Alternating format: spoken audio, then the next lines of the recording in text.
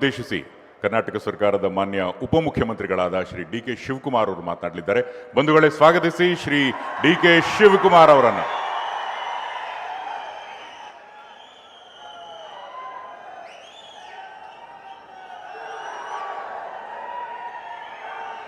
बोलो बोलो भारत माता की. ಬಂಧುಗಳೇ, ಆಯ್ತು ಎಲ್ಲರಿಗೂ ನಮಸ್ಕಾರ. ಎದ್ದಿದ್ದೀರಾ? ಸ್ವಲ್ಪ ಶಾಂತಿ ಇರಬೇಕು, ಸುಮ್ಮನೆ ಆಯ್ತು. ಏನು ಮಾತಾಡ್ತೀನಿ ಕೇಳಿ. ಕರ್ನಾಟಕ ರಾಜ್ಯದ ಗೌರವಾನ್ವಿತ ಮುಖ್ಯಮಂತ್ರಿಗಳಂತ ಸಿದ್ದರಾಮಯ್ಯ ಸಾಹೇಬ್ರೆ, ಮಿತ್ರರಾದಂಥ ಸಹೋದ್ಯೋಗಿಗಳಂತ ಈಶ್ವರ್ ಖಂಡ್ರೆ ಅವರೇ, ಹಿರಿಯ ಸಚಿವರಾದಂಥ ರಾಮಲಿಂಗಾರೆಡ್ಡಿ ಅವರೇ, ಬೋಸರಾಜ್ರವರೇ, ಸುಧಾಕರ್ ಅವರೇ, ರೆಹಮಾನ್ ಖಾನ್ ರವರೇ, ನಮ್ಮ ಸಂಸತ್ ಸದಸ್ಯರಂತ ಸಾಗರ್ ಖಂಡ್ರೆ ಅವರೇ, ನಮ್ಮ ಪಕ್ಷದ ಹಿರಿಯ ಮುಖಂಡರಾದಂಥ ಮಾಜಿ ಸಚಿವರಾದಂಥ ರಾಜಶೇಖರ್ ಪಾಟೀಲ್ ರವರೇ, ಮಾಜಿ ಶಾಸಕರಾದಂಥ ಅಶೋಕ್ ಕಿನಿ ಅವರೇ, ಸುಮ್ಮನಿರ, ವಿಧಾನ ಪರಿಷತ್ತಿನ ಸದಸ್ಯರಾದಂಥ ಭೀಮರಾವ್ ಪಾಟೀಲ್ ರವರೇ, ಚಂದ್ರಶೇಖರ್ ಪಾಟೀಲ್ ರವರೇ, ಜಿಲ್ಲಾ ಅಧ್ಯಕ್ಷರಾದಂಥ ಜಾಬ್ ಶೆಟ್ರೆ, ಅರವಿಂದ್ ಅರಳಿ ಅವರೇ, ಮಾಜಿ ಶಾಸಕರಾದಂಥ ವಿಜಯ್ ಸಿಂಗ್ ರವರೇ, ಭೀಮರಾವ್ ಸಿಂಧೇರವರೇ, ಮಾಲಾ ನಾರಾಯಣರವರೇ, ಎಲ್ಲ ಜಿಲ್ಲೆಯ ಎಲ್ಲ ಹಿರಿಯ ಅಧಿಕಾರಿಗಳೇ, ನಮ್ಮ ನಗರಸಭೆ ಪಂಚಾಯಿತಿ ಹಾಗೂ ಎಲ್ಲ ಹಿರಿಯ ಮುಖಂಡಗಳೇ, ಕಾರ್ಯಕರ್ತರೇ, ಬಂಧು ಭಗಿನಿಯರೇ, ನಮ್ಮ ಈಶ್ವರ್ ಖಂಡ್ರೆಯವರು ಮತ್ತು ರಹೀಂ ಖಾನ್ ರವರು ಕುಟ್ಟಿ ಕುಟ್ಟಿ ಕುಟ್ಟಿ ಕುಟ್ಟಿ ನನಗೇನಿಲ್ದಾಗ ಮಾಡಿಬಿಟ್ರು.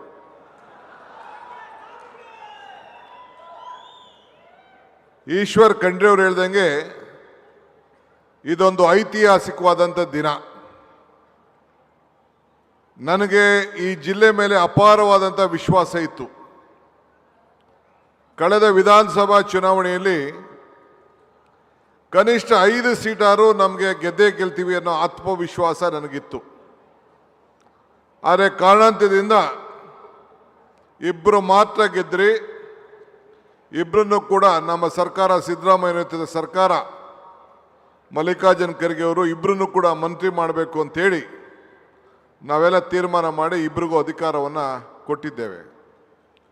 ಲೋಕಸಭೆಗೆ ನೀವೆಲ್ಲ ನಮಗೊಂದು ದೊಡ್ಡ ಶಕ್ತಿಯನ್ನು ಕೊಟ್ಟಿದ್ದೀರಿ.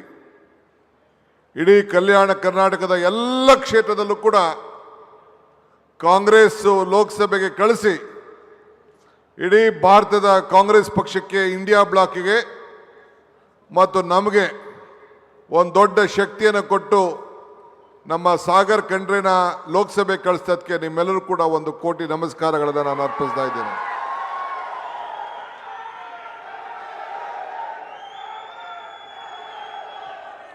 ಆಯ್ತಿರೋ, ಮಾತಾಡಬೇಕೋ ಬೇಡವಾ? ಇವತ್ತು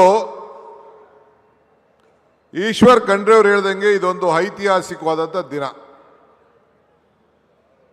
ಸುಮಾರು 2025 ಕೋಟಿ ರೂಪಾಯಿ ಕಾರ್ಯಕ್ರಮಕ್ಕೆ ಶಂಕುಸ್ಥಾಪನೆ, ಉದ್ಘಾಟನೆ ಕಾರ್ಯಕ್ರಮವನ್ನು ಹಮ್ಮಿಕೊಂಡಿದೆ.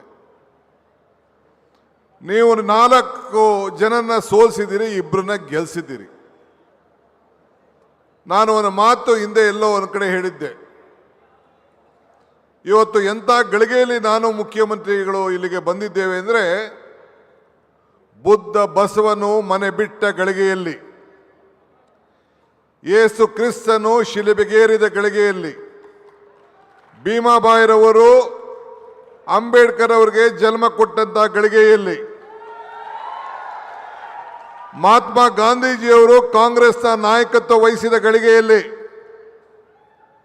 ಶ್ರೀಮತಿ ಸೋನಿಯಾ ಗಾಂಧಿಯವರು ಅಧಿಕಾರವನ್ನು ತ್ಯಾಗ ಮಾಡಿ ಮನಮೋಹನ್ ಸಿಂಗ್ ಅವರಿಗೆ ಅಧಿಕ ಪ್ರಧಾನಮಂತ್ರಿ ಮಾಡಿದಂಥ ಗಳಿಗೆಯಲ್ಲಿ, ಹಂಗೆ ಅಭಿವೃದ್ಧಿ ಪರ್ವಕ್ಕೆ ನಿಮ್ಮ ಜಿಲ್ಲೆಯನ್ನು ಇವತ್ತು ತೆಗೆದುಕೊಂಡೋಗಿ ಈ ಜಿಲ್ಲೆಯಲ್ಲಿ ಒಂದು ಅಭಿವೃದ್ಧಿಯ ಇತಿಹಾಸವನ್ನು ನಿರ್ಮಾಣವನ್ನು ಮಾಡಿ ಇವತ್ತು ನಾನು, ಮುಖ್ಯಮಂತ್ರಿಗಳು ರಾಜಶೇಖರ್ ಪಾಟೀಲ್ ಅವರು, ನಾನು, ನಮ್ಮ ರಾಮಲಿಂಗಾರೆಡ್ಡಿಯವರು ಮತ್ತು ಸುಧಾಕರ್ ಅವರು ನಿಮ್ಮ ಮುಂದೆ ಬಂದು ಇಲ್ಲಿ ಕೂತಿದ್ದೇವೆ.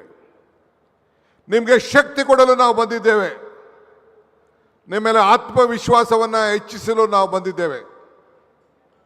ಕುಡಿಯುವುದಕ್ಕೆ ನೀರು, ತಲೆ ಮೇಲೆ ಸೂರು, ಹಸಿದವನಿಗೆ ಅನ್ನ, ಬದುಕಿಗೆ ಶಿಕ್ಷಣ, ಇದೇ ನಮ್ಮ ಕಾಂಗ್ರೆಸ್ ಪಕ್ಷದ ಆಧಾರ ಸ್ತಂಭ.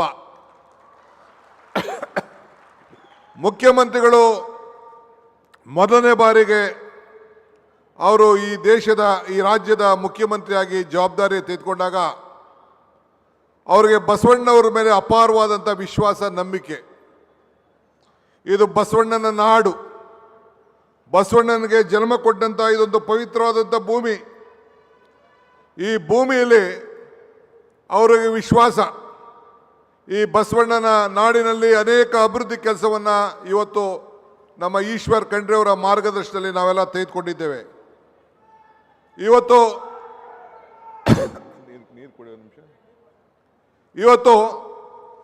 ಅನೇಕ ಅಭಿವೃದ್ಧಿ ಕೆಲಸವನ್ನು ಈಗಾಗಲೇ ಘೋಷಣೆಯನ್ನು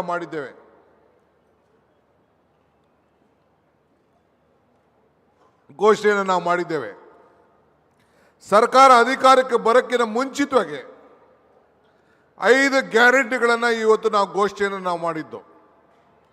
ಈಗಾಗಲೇ ಈಶ್ವರ್ ಖಂಡ್ರೆ ಅವರು ಹೇಳ್ದಂಗೆ ಈ ಭಾಗದ ಅಭಿವೃದ್ಧಿಗೋಸ್ಕರ, ಕಲ್ಯಾಣ ಕರ್ನಾಟಕದ ಅಭಿವೃದ್ಧಿಗೆ ಏನು ಮಲ್ಲಿಕಾರ್ಜುನ್ ಖರ್ಗೆ ಅವರು, ಧರ್ಮಸಿಂಗ್ರವರು ಕೇಂದ್ರ ಸರ್ಕಾರದ ಮೇಲೆ ಹೋರಾಟವನ್ನು ಮಾಡಿ ನಿಮ್ಮೆಲ್ಲರಿಗೂ ಕೂಡ 371J ವರವನ್ನು ಕೊಟ್ಟರು. ಆ ವರದ ಅನುಗುಣವಾಗಿ ಅನುಷ್ಠಾನವನ್ನು ತಂದು ನಿಮ್ಮ ಬದುಕನ್ನು ಹಸನು ಮಾಡುವಂಥ ಕೆಲಸವನ್ನು ಇವತ್ತು ನಾವು ಮಾಡಿಕೊಂಡು ಬಂದಿದ್ದೇವೆ. ಇವತ್ತು ನಮ್ಮ ಕಡೆ ಇಷ್ಟು ಅಭಿವೃದ್ಧಿಯನ್ನು ನಾವು ಮಾಡಲಿಕ್ಕೆ ಆಗ್ತಾ ಇಲ್ಲ. ಸುಮಾರು 5,000 ಕೋಟಿ ರೂಪಾಯಿ ಮೀಸಲಾಗಿ ನಿಮ್ಮ ಕಲ್ಯಾಣ ಕರ್ನಾಟಕಕ್ಕೆ ಇಟ್ಟು, ಅದಲ್ಲದೆ ಅನೇಕ ಇಲಾಖೆಗಳಲ್ಲಿ ಅಭಿವೃದ್ಧಿ ಕೆಲಸವನ್ನು ಇವತ್ತು ನಾವು ಮಾಡ್ಕೊಂಡು ಬಂದಿದ್ದೇವೆ. ಇವತ್ತು ಸುಮಾರು 2,025 ಕೋಟಿ. ನಾನು ಯಾಕೆ ಈ ಮಾತು ಹೇಳ್ತಾ ಇದ್ದೀನಿ ಅಂದರೆ, ಅಧಿಕಾರ ನಶ್ವರ, ನಮ್ಮ ಸಾಧನೆಗಳು ಅಜಾಮರ, ಆದರೆ ಮತದಾರನೇ ಈಶ್ವರ ಅಂತೇಳಿ ನಿಮ್ಮ ಋಣವನ್ನು ತೀರಿಸಬೇಕು ಅಂತೇಳಿ ನನ್ನ ಮಿತ್ರರಾದಂಥ ಈಶ್ವರ್ ಖಂಡ್ರೆರವರು, ರಹೀಂ ಖಾನ್ರವರು, ನಮ್ಮ ರಾಜಶೇಖರ್ ಪಾಟೀಲ್ರು, ಚಂದ್ರಶೇಖರ್ ಪಾಟೀಲು, ಭೀಮಸೇನ್ ಪಾಟೀಲ್ರವರು ನಮ್ಮ ಎಲ್ಲರನ್ನ ವಿಶ್ವಾಸಕ್ಕೆ ತೆಗೆದುಕೊಂಡು ಅಶೋಕ್ ಕಿನಿ ಮತ್ತು ನಮ್ಮ ವಿಜಯ್ ಸಿಂಗ್, ನಮ್ಮ ಭೀಮಸೇನ್ ಸಿಂಧೆಯವರವ್ರನ್ನೆಲ್ಲ ವಿಶ್ವಾಸಕ್ಕೆ ತೆಗೆದುಕೊಂಡು ಅವರು ಇವತ್ತು ನಮಗೆ ಸೋತಿರ್ಬೋದು, ಆದರೆ ಆ ಕ್ಷೇತ್ರದಲ್ಲಿ ಅವರೇ ನಮ್ಮ ನಾಯಕರು ಅಂತೇಳಿ ವಿಶ್ವಾಸಕ್ಕೆ ತೆಗೆದುಕೊಂಡು ಇವತ್ತು ನಾವೆಲ್ಲ ಕೆಲಸವನ್ನು ಒಟ್ಟಿಗೆ ಮಾಡ್ತಾ ಇದ್ದಾರೆ. ಇದೇ ಕಾಂಗ್ರೆಸ್ ಪಕ್ಷದ ಶಕ್ತಿ, ಇದು ಕಾಂಗ್ರೆಸ್ ಪಕ್ಷದ ಸಿದ್ಧಾಂತ. ಇದು ಸರ್ವರಿಗೂ ಸಮಬಾಳು ಸಮಪಾಲು, ಎಲ್ಲ ವರ್ಗದ ಜನರನ್ನ ಇವತ್ತು ಕಾಂಗ್ರೆಸ್ ಸರ್ಕಾರ ಯಾವಾಗ ಅಧಿಕಾರಕ್ಕೆ ಬರ್ತದೆ ಎಲ್ಲ ವರ್ಗದ ಜನರನ್ನ ಇವತ್ತು ಒಟ್ಟಿಗೆ ತೆಗೆದುಕೊಂಡು ಹೋಗುವಂಥ ಕೆಲಸವನ್ನು ಮಾಡ್ತದೆ. ನಾನು ನೀರಾವರಿ ಸಚಿವರಾಗಿದ್ದೇನೆ. ನನ್ನ ಮಿತ್ರರಂತ ಬೋಸರಾಜ್ ಅವರು ಇಲ್ಲಿ ಬಂದಿದ್ದಾರೆ, ನಮ್ಮ ಹಿರಿಯ ಸಚಿವರು. ನಾವು ಮಾಡಿದ್ದೇವೆ, ಒಂದು ಶಂಕುಸ್ಥಾಪನೆಯನ್ನು ನಾವು ಮಾಡಿದ್ದೇವೆ. ಮಹಾರ್ ಏತ ನೀರಾವರಿ ಯೋಜನೆ ಹಾಗೂ ಔರಾ ತಾಲೂಕಿನ 36 ಕೆರೆಗಳ ತುಂಬುವ ಯೋಜನೆ 1,324 ಕೋಟಿ ರೂಪಾಯಿ ಹಣವನ್ನು ಕೊಟ್ಟು ಈ ಭಾಗದ ರೈತನಿಗೆ ಬದುಕಿಗೋಸ್ಕರ, ಈ ರೈತನಿಗೆ ಸಂಬಳ ಇಲ್ಲ, ಈ ರೈತನಿಗೆ ಪ್ರಮೋಷನ್ ಇಲ್ಲ, ಈ ರೈತನಿಗೆ ಪೆನ್ಷನ್ ಇಲ್ಲ, ಈ ರೈತನಿಗೆ ರಿಟೈರ್ಮೆಂಟ್ ಇಲ್ಲ, ಈ ರೈತನನ್ನು ಬದುಕಿಸಬೇಕು ಅಂತೇಳಿ ಇವತ್ತು ಸಂಕಲ್ಪವನ್ನು ಮಾಡಿ ಈ ಹಣವನ್ನು ನಾವು ಬಿಡುಗಡೆ ಮಾಡಿ ಇವತ್ತು ನಿಮ್ಮ ಮನೆ ಬಾಗಿಲಿಗೆ ಬಂದು ನಾವು ನಿಂತಿದ್ದೇವೆ. ಯಾರಿಗೋಸ್ಕರ? ನೀವು ಕೊಟ್ಟಂಥ ಶಕ್ತಿಯನ್ನು, ಗಂಗೆಯ ನೀರು ನಿಮ್ಮ ಕೆರೆಗೆ ಹರಿಸುವುದೇ ನಮ್ಮ ಉದ್ದೇಶ, ನಿಮ್ಮ ಹೊಲಗಳಿಗೆ ಹರಿಸುವುದೇ ಉದ್ದೇಶ, ನಿಮ್ಮ ಬದುಕಿನಲ್ಲಿ ಬದಲಾವಣೆ ಮಾಡುವುದೇ ಉದ್ದೇಶ. ಆದ್ದರಿಂದ ಈ ಬಸವಣ್ಣ ನಾಡಿನ ಕರ್ಮಭೂಮಿಯಲ್ಲಿ ಬಂದು ನಾವು ಇವತ್ತು ಇವನ್ಯಾರವ ಇನ್ಯಾರವ ಇವ ನಮ್ಮವ ಇವ ನಮ್ಮವ ಎಂದು ಬಸವಣ್ಣವರು ಏನು ಆಶೆಯನ್ನು ವ್ಯಕ್ತಪಡಿಸಿದ್ದಾರೆ. ಎಲ್ಲರೂ ಕೂಡ ನೀವೆಲ್ಲ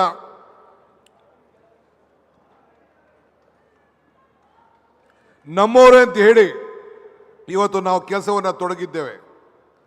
ಬಸವಣ್ಣವ್ರಿಗೆ ಸಾಂಸ್ಥಿಕ ನಾಯಕ ಅಂತ ಘೋಷಣೆ ಮಾಡ್ದು. ಆದರೆ ಬಿಜೆಪಿಯವರು ಯಾರು ಕೂಡ ಆ ಚಿಂತನೆಯನ್ನು ಮಾಡಲಿಕ್ಕಾಗಲಿಲ್ಲ. ಬಸವಣ್ಣವರ ಆಚಾರ ವಿಚಾರವನ್ನು ಪ್ರಚಾರ ಮಾಡಲಿಕ್ಕಾಗಲಿಲ್ಲ. ಆದರೆ ಇಡೀ ವಿಶ್ವದಲ್ಲಿ ಭಾರತದಲ್ಲಿ ಬಸವಣ್ಣವನ ಇತಿಹಾಸ, ರಾಹುಲ್ ಗಾಂಧಿಯವರು ಕೂಡ ಪ್ರತಿ ಹಂತದಲ್ಲೂ ಕೂಡ ಬಸವಣ್ಣವ್ರನ್ನ ಸ್ಮರಿಸಿಕೊಂಡು ಇವತ್ತು ಅವರು ಕೂಡ ಹೆಜ್ಜೆಯನ್ನು ಇಟ್ಟಿದ್ದನ್ನು ನಾವೆಲ್ಲ ಇಲ್ಲಿ ನೋಡಿದ್ದೇವೆ. ಬೆಳಗಾವಿಯ ಸುವರ್ಣಸೌಧದಲ್ಲಿ ನಮ್ಮ ಖಾದರ್ ಅವರು ನಿಮ್ಮ ಅನುಭವ ಮಂಟಪದ ಚಿತ್ರವನ್ನು ಇವತ್ತು ಬಿಡಿಸಿದ್ದಾರೆ. ಬೆಂಗಳೂರು ವಿಧಾನಸೌಧದಲ್ಲೂ ಕೂಡ ಅನುಭವ ಮಂಟಪವನ್ನು ಇಟ್ಟಿದ್ದಾರೆ. ಸೊ ಹಾಗೆ ಇವತ್ತು ನಾವೆಲ್ಲ ಸೇರಿ ಅನೇಕ ಅಭಿವೃದ್ಧಿ ಕೆಲಸದ ಕಾರ್ಯಕ್ರಮಕ್ಕೆ ಬಂದಿದ್ದೇವೆ. ನಿಮ್ಮ ಋಣವನ್ನು ತೀರಿಸಲಿಕ್ಕೆ ಬಂದಿದ್ದೇವೆ.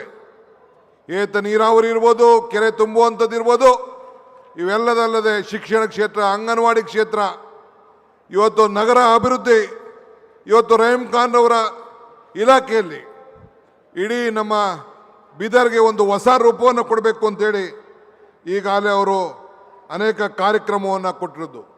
ಹೊಸ ಸಂಕೀರ್ಣವನ್ನು, ಒಂದು ವಿಧಾನಸೌಧ ಯಾವ ಮಾದರಿ ಇದೆ ಆ ರೀತಿ ಒಂದು ಭವ್ಯವಾದಂಥ ಕಟ್ಟಡವನ್ನು, ಸುಮಾರು 48 ಕೋಟಿ ರೂಪಾಯಿ ವೆಚ್ಚದ ಕಟ್ಟಡವನ್ನು ಕಟ್ಟಲಿಕ್ಕೆ ಈಗಾಗಲೇ ನಾವು ತೀರ್ಮಾನವನ್ನು, ಪ್ರಜಾಸೌಧವನ್ನು ಕಟ್ಟಲಿಕ್ಕೆ ಈಗಾಗಲೇ ತೀರ್ಮಾನವನ್ನು ನಾವು ಮಾಡಿದ್ದೇವೆ. ಹೀಗೆ ಇವತ್ತು ನನಗೆ ಭಾಳ ಸಂತೋಷ ಆಯಿತು. ನಿಮ್ಮೆಲ್ಲರೂ ಕೂಡ ಶುಭವನ್ನು ಹಾರೈಸ್ತೇನೆ. ನಿಮ್ಮ ನಗರಸಭೆ ಕೌನ್ಸಿಲ್ ಇದನ್ನು CMC ಇವತ್ತು ಕಾರ್ಪೊರೇಷನ್ ಆಗಿ ಪರಿವರ್ತನೆ ಆಗಿರೋದು ನಿಮ್ಮೆಲ್ಲರ ಭಾಗ್ಯ. ಅತಿ ಹೆಚ್ಚು ಹಣ ನಿಮ್ಮೆಲ್ಲರಿಗೂ ಕೂಡ ಅಭಿವೃದ್ಧಿಗೋಸ್ಕರ ದೊರೀತದೆ. ಜಿಲ್ಲೆಯ ಪ್ರವಾಸೋದ್ಯಮಕ್ಕೆ ಇವತ್ತು 15 ಕೋಟಿ ರೂಪಾಯಿ ಹಣವನ್ನು ಕೂಡ ಇವತ್ತು ಕೊಟ್ಟಿದ್ದಾರೆ. ಇವತ್ತು ನನ್ನ ತಾಯಿಂದಿರೆಲ್ಲ ಹೋದರು. ಎಲ್ಲರೂ ಕೂಡ ಬೆಲೆ ಏರಿಕೆಯಿಂದ ತತ್ತರಿಸ್ತಾ ಇದೆ. ಇವತ್ತು ಎಲ್ಲರಿಗೂ 5 ಗ್ಯಾರಂಟಿಗಳನ್ನು ಕೊಟ್ಟಿದ್ದೇವೆ. ನಿಮಗೆಲ್ಲ ಉಚಿತವಾಗಿ ವಿದ್ಯುತ್ ಶಕ್ತಿಯನ್ನು ಕೊಡ್ತಾ ಇದ್ದೇವೆ, 200 ಯೂನಿಟ್ವರೆಗೂ. ತಾಯಿಂದಿರಿಗೆ 2,000 ರೂಪಾಯಿ ದುಡ್ಡು ಕೊಡ್ತಾ ಇದ್ದೇವೆ. ಅದಲ್ಲದೆ ನೀವೆಲ್ಲರೂ ಕೂಡ 5 ಗ್ಯಾರಂಟಿಗಳಲ್ಲಿ ಸಹಾಯವನ್ನು ಮಾಡಿ ನಿಮ್ಮ ಬೆಲೆ ಏರಿಕೆಯಿಂದ ಏನು ಜನ ತತ್ತರಿಸ್ತಾ ಇದ್ದೀರಿ ಅದಕ್ಕೆಲ್ಲ ಅನುಕೂಲ ಆಗುವಂಥ ಕೆಲಸವನ್ನು ಇವತ್ತು ನಾವು ಮಾಡ್ತಾ ಇದ್ದೇವೆ. ಆದ್ದರಿಂದ ಇನ್ನು ಅನೇಕ ವಿಚಾರಗಳನ್ನು ಹಂಚ್ಕೊಳ್ಳಿಕ್ಕೆ ನನಗೆ ಭಾಳ ಇಷ್ಟ ಇದೆ. ಇನ್ನು ನಾನು ಮುಖ್ಯಮಂತ್ರಿಗಳು ಮತ್ತು ಮಂತ್ರಿಗಳೆಲ್ಲ ಬೆಂಗಳೂರಿಗೆ ಹೋಗಬೇಕಾಗಿದೆ. ಮುಖ್ಯಮಂತ್ರಿಗಳು ತಮ್ಮನ್ನು ಉದ್ದೇಶಿಸಿ ಮಾತಾಡ್ತಾರೆ. ವಿಶ್ವಾಸ ಇರಲಿ, ಮುಂದಕ್ಕೆ ಈ 4 ಸೀಟ್ಗಳಲ್ಲಿ ಏನು ಸೋತಿದ್ದೇವೆ ಅದಕ್ಕೆ ಶಕ್ತಿ ತುಂಬಿ, ನನಗೆ ವಿಶ್ವಾಸ ಇದೆ ನಮ್ಮ ಅಭಿವೃದ್ಧಿ ಕೆಲಸ, ನಮ್ಮ ಆಡಳಿತ ಇದನ್ನು ನೋಡಿ ಮುಂದಕ್ಕೆ ಜನ 220-28ಕ್ಕೆ ಮತ್ತೆ ಕಾಂಗ್ರೆಸ್ ಸರ್ಕಾರವನ್ನು ಅಧಿಕಾರಕ್ಕೆ ತಂದೇ ತರ್ತಾರೆ ಅನ್ನೋ ಆತ್ಮವಿಶ್ವಾಸ ಇದೆ. ಇದಕ್ಕೆ ನೀವೆಲ್ಲ ಸೇರಿ ಸಹಾಯವನ್ನು ಮಾಡಬೇಕು, ಆಶೀರ್ವಾದ ಮಾಡಬೇಕು. ಇದೇ ರೀತಿ ನಿಮ್ಮ ಸೇವೆಯನ್ನು ಮುಂದುವರಿಸ್ತೀವಿ ಅಂತ ಮಾತನ್ನು ಹೇಳಿ ನನ್ನ ಮಾತನ್ನು ಮುಗಿಸ್ತೇನೆ. ಜೈ ಹಿಂದ್, ಜೈ ಕರ್ನಾಟಕ ಮಾತೆ.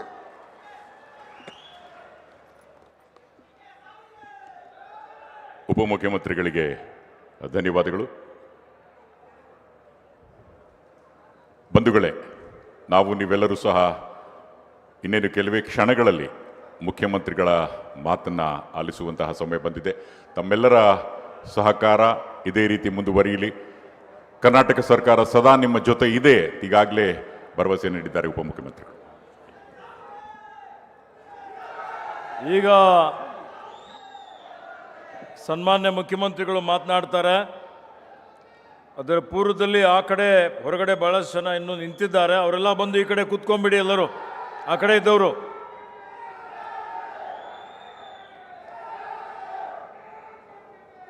ತಾವೆಲ್ಲ ದಯವಿಟ್ಟು ಶಾಂತ ರೀತಿಯಿಂದ ಕುಳಿತುಕೊಳ್ಳಿ.